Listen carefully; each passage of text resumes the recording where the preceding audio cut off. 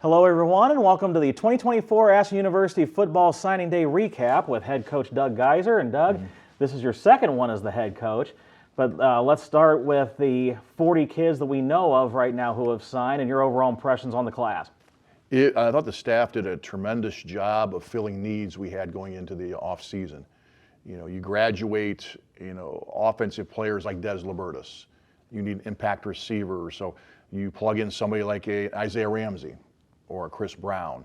You graduate Nehemiah Cannon, 3-year starter in the offensive line, and Ryan Poole, who had a great year. And I thought Coach Corl did a great job bringing in 4 strong scholarship offensive linemen as well. So that was good. I thought that part was really good. Defensively, you can't replace Jackson Myers, but we got 3 guys we think are really good players to add to that linebacker room. We got 2 corners that we signed that are really, really good, some of the best we've signed since we've been here. So the staff did a good job of identifying needs and going out and addressing those needs, and those kids jumped in the boat. Before we go back to some of the things you've already mentioned, interesting that none of the 40 are quarterbacks. What was the thinking in that? Well, quarterback, we always want to take one every single year. We've got our top 3 back.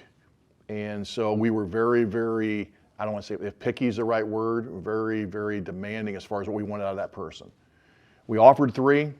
And they all decided to go elsewhere, bigger schools. So we took a swing at it. We feel pretty good with the 3 guys coming back, though. You talked about Desmond Libertus, and he came from Bellefontaine. Notice that there's a player from Bellefontaine on this list. So how much does familiarity with the high schools that you've had players from in the past enter into this recruiting class? It plays a huge role. If for no other reason, there's familiarity with the people in the community, and a lot of times with the coaching staff. We've actually had 4 players now from Bellefontaine. If you go back years, Zach Vermillion was an all-GLIAC offensive lineman for us. Ryan Poole, I think that's part of the reason we got Ryan Poole a number of years later.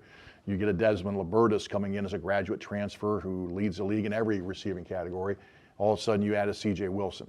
So it definitely helps, speed the path, I think, as you're going through that. So it's something we're always going to do as well, take care of those schools in Ohio and establish relationships there first.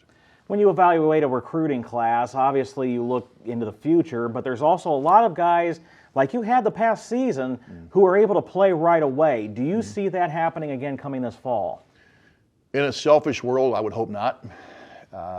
But there are always some guys there that might have a chance to get in the 2 deep and ultimately play.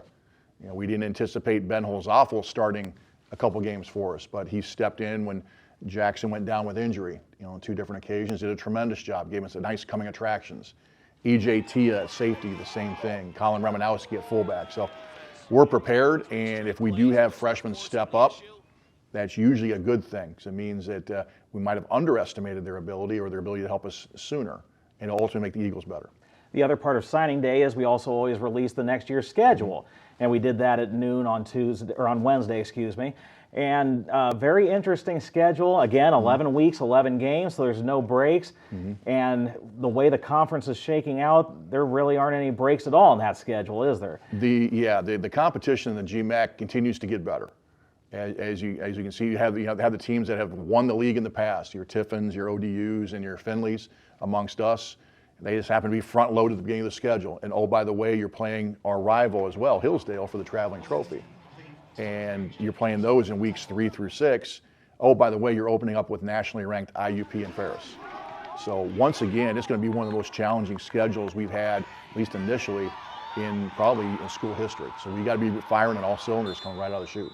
And you're also going to be playing the 100th homecoming game again, October 5th against Ohio Dominicans. So there's going to be a lot surrounding that too. Absolutely. And we love playing in front of our fans here at Jack Miller. He is truly the 12th man. And finally, let's talk a little bit about the spring and what that holds. The spring, we're excited, knowing the schedule that we have, and we got to be really, really diligent, and there's got to be a sense of urgency in our preparation. So we've already preached that with our guys. They're having a tremendous cycle in the weight room right now, and we've added a little caveat of being able to practice speed and agility training twice a week as well within this facility. So we're looking forward to our testing here in about 3 weeks, and then jumping into spring practice and seeing how those gains carry over to the field. Go AshlandEagles.com for all the information you need on football and all of our 24 sports, and for information on the 40 kids coming in already and a lot more on the way. Doug, congratulations on the class. Thank you, Dusty.